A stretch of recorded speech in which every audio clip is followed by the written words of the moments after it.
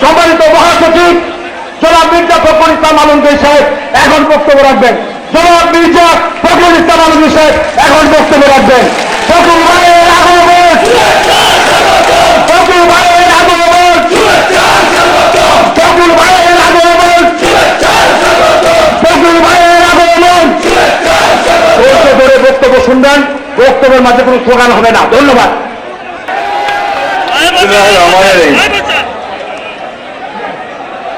প্রিয়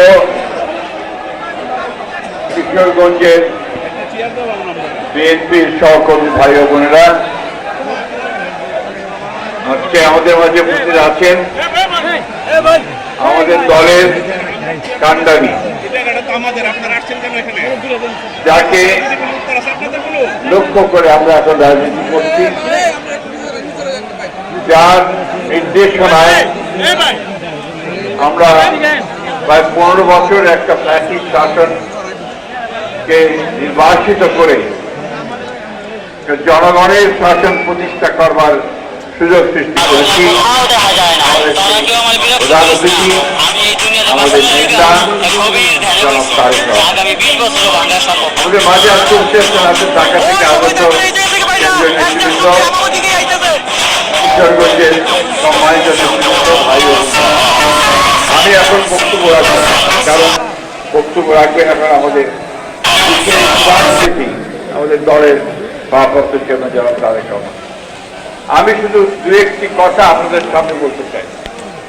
একটি হচ্ছে যে আজকে কিছুক্ষণ পরেই আপনারা আপনাদের মূল্যবান ভোটাধিকারের প্রয়োগ করে আপনাদের নেতৃত্ব নির্বাচিত করবেন এবং আমরা সবাই আশা করব যে অতীতের মতো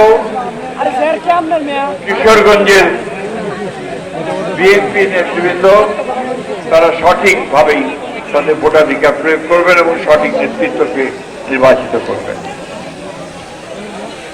আর দুটি কথা বলতে চাই রাজনৈতিকভাবে, যে আজকে বিএনপির বিরুদ্ধে একটা প্রচারণা চালানো হচ্ছে একটা বিশেষ মহল থেকে।